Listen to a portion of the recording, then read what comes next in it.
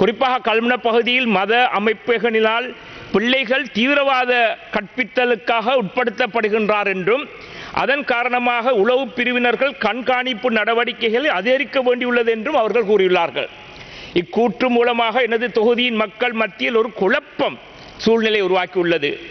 ஏனென்றால் இது தொடர்பாக சொல்லியிருக்கின்றார்களே தவிர, பொதுவாக சொல்லியிருக்கிறார்களே தவிர எந்த ஒரு அமைப்பை பற்றியும் சொல்லவில்லை. கல்முனை ஜும்மா பள்ளிவாசல் சம்மேளனம் மற்றும் ஜமைத்துல் உலமா போன்ற இஸ்லாமிய மத அமைப்புகள் உட்பட இஸ்லாமிய சமூகம் தீவிரவாத தொடர்பான விசாரணைகளுக்கும் தீவிரவாதத்தை தடுப்பதற்கான நடவடிக்கைகளுக்கும் முழு ஒத்துழைப்புடன் சம்பந்தப்பட்ட அதிகாரிகளுடன் செயல்பட தயாராக உள்ளார்கள். எங்கள் மக்களுக்கு இது போன்ற வித்தியாசமான போக்குகளில் உள்ள குழுக்களின் பின்னணியின் அவர்களின் யார் நிதி வழங்குகிறார்கள் என்று தெரிந்து கொள்வதற்கு ஆர்வமாக இருக்கின்றார்கள். In fact, we also want the authorities to investigate the activities that have allegedly taken place in our area, of course, in accordance with the law. In particular, we wish to identify the forces financing, patronizing and orchestrating such activities.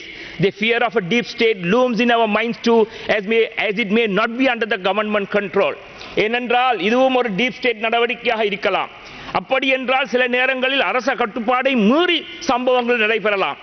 ஆனால் இந்த புலனாய்வு விசாரணையும் சட்டத்துக்கு அமைவாக நடத்தப்பட வேண்டும் என்பதையும் இங்கே வலியுறுத்தி கூற விரும்புகின்றேன்.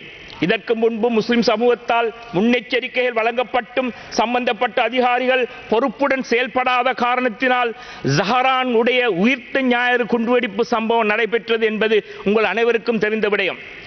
அது ஒரு டீப் ஸ்டேட் நடவடிக்கையாகத்தான் நாங்கள் கருதுகிறோம். மற்றொரு ஜஹரான் சம்பவம் நாட்டில் ஒரு நாளும் நடக்கக்கூடாது. We do not want another incident where, despite early warnings and cooperation by the Muslim community, authorities have failed to act in a timely, responsible manner. In fact, there is a prevalent culture of early warning within the Muslim community that need to be nurtured and respected. நாளை எங்கள் மீது பழி சுமத்த பல தீய சக்திகள் முயற்சி செய்யலாம். அமைச்சர்களின் கூற்றுக்களை தங்களுக்கு சாதகமாக பயன்படுத்திய இந்த தீய சக்திகள் நிச்சயமாக முயலும். ஆகவேதான் தீவிரவாதத்தை தடுப்பதற்காக நாங்கள் கல்முனை வாழ் முஸ்லிம் மக்கள் எப்பொழுதும் ஒத்துழைப்பை வழங்குவதற்கு தயாராக உள்ளோம் என்று மிக தெளிவாக செய்தியை இங்கே சொல்லி வைக்க விரும்புகின்றேன். இருந்தாலும் அதிகாரப்பூர்வ அறிவித்தல்கள் தேவையற்ற பயம் மற்றும் சந்தேகங்கள் உருவாக்காமல் இருப்பதை உறுதிப்படுத்துவது அரசாங்கத்தின் கடமை. ஆகவே இப்படிப்பட்ட பொதுவான கூற்றுக்கள் மூலம் முஸ்லிம் சமூகத்தின் இஸ்லாமிய தீவிரவாதம் செயல்படுத்துகிறது என்று பழைய தப்பான அபிப்பிராயம் உருவாக்கப்படலாம் என்று அச்சம் உருவாகியுள்ளது. இந்த பதத்தை வைத்தே பேரினவாத தீவிரவாத சக்திகள் எங்களை முடக்க முயல்வார்கள் என்பது மறந்துவிடக்கூடாது. உண்மையிலேயே இஸ்லாமிய தீவிரவாதம் என்பது என்ற பதமே அடிப்படையில் இஸ்லாமிய கொள்கைகளுக்கு முரண்பட்டது என்பதை நான் ஆணித்தரமாக கூறுகிறேன்.